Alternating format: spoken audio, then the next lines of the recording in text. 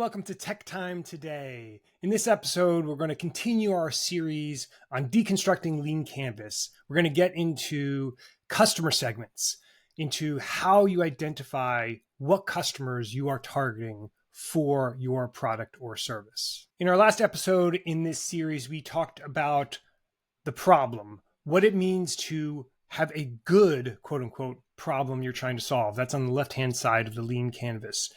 In this episode, we're going to be going over to the complete right-hand side of the Lean Canvas customer segments. And it's not unrelated to the problem. In fact, when you can define your problem really well, by definition, it should actually involve what customers you're trying to target, because not all customers experience your problem with the same degree of urgency in the same frequency. The objective we're going for is being able to say, if a person fits these particular characteristics, there is a 99% chance they're going to have the problem that we're trying to solve. Basically, your product is going to be better when you know specifically what customers you're trying to target. So how does it work? Well, there's a lot of different ways to figure out your customer segments. But when you're starting off a new product, I actually have a very strong preference of the way I like to do things. So in a general sense, I like to do user interviews. I like the user interview process of getting an array of different people to have a usually 15 to 30 minute discussion with you, going through a series of questions that I'll get into in a second. I actually really like userinterviews.com. There's plenty of other software you use. You don't even need software. You could just use your own Google Sheets or whatever of keeping track of your interviews. So you don't necessarily need software, but it helps.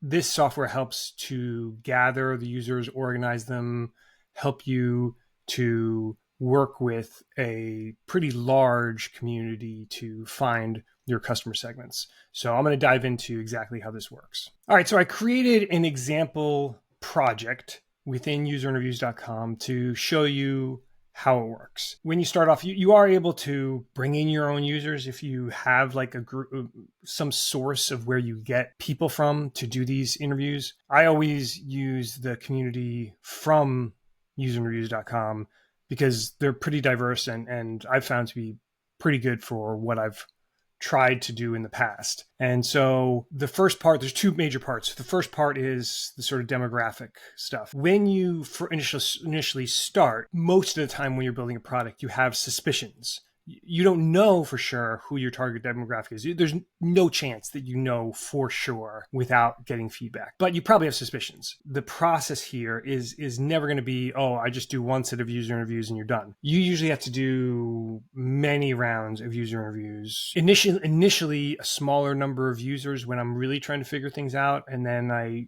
start to expand it a little bit. It might be a little bit of guesswork at first. Make it pretty broad at first. Sometimes not even use demographic information for the very first couple ones. Invite almost everybody, and then you start to get an idea, and then you start to narrow in. And then you have custom questions like, do you worry about your monthly budget? Instead of doing a yes or no type question, you could do a multiple choice with a couple different options, like, how would you describe your budgeting expertise? And then you say, like, I am very good at budgeting. I am only good sometimes. I am not that good. And then just to quickly go through some of the other settings, there's different options, but I usually always do one-on-one interviews remotely. I will set up my own Google Meet or Zoom, and you could paste the URL in here.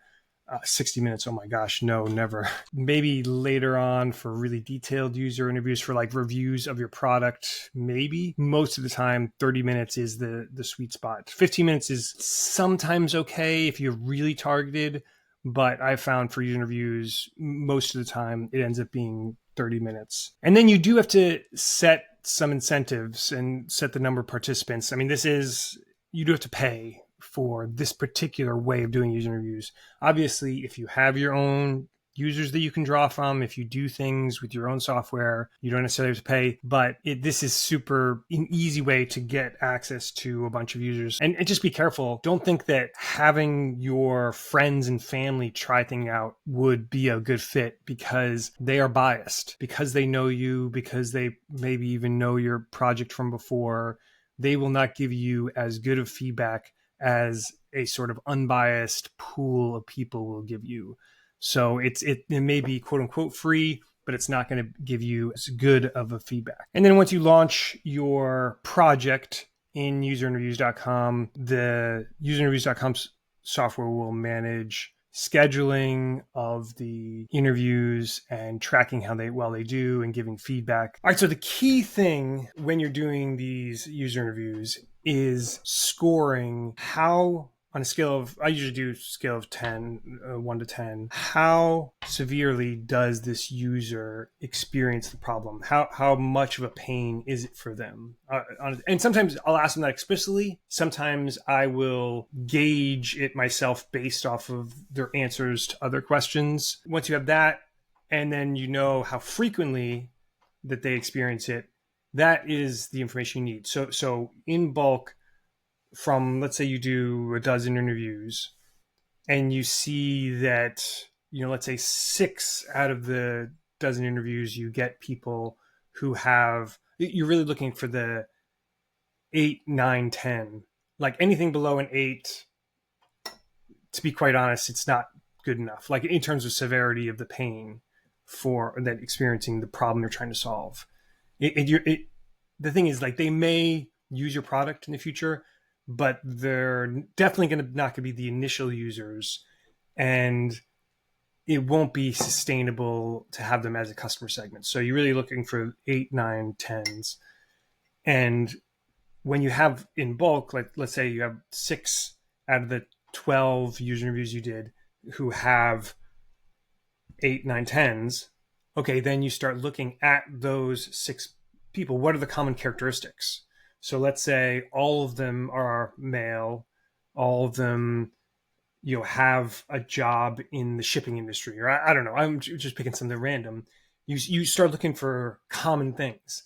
And then once you have that, you do another round or another couple of rounds of, okay, now let's take what in the past I've identified as like these common characteristics, and let me use filtering off of those specific things.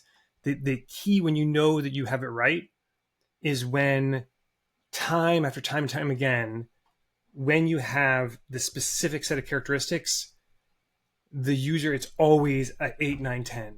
And like, we know in the past that the user interviews I've done, we know we've hit it correctly when we, like, let's set up a new user interview for 6 people using a certain set of specific characteristics. And you don't want to have like 20 characteristics. Like it is an objective to narrow in on the most important ones. So it should be 3 to 4-ish. So let's say 4 filtering criteria between either a demographic or a question that we're asking them. And because of these ones that we've identified, 6 out of the 6, 100% of the people have a high severity for the problem we're trying to solve. That is what you're trying to get to. And once you get that, you have your customer segment. That is a hugely powerful thing, because once you have your customer segment, then you can build off of that. Then you can start talking to them about the solution. That you could start talking to them about, okay, how do I sell to you? Like what channel should I use in order to get to this specific person? Everything else is built off of that. So hopefully that helps. And I'm really looking forward to the next couple episodes where I'll get into some of those other areas, the solution, the channel, all the other type of stuff that are built off of that core problem and segment or segments, customer segments that you identify. Have a great day, and I look forward to the next one.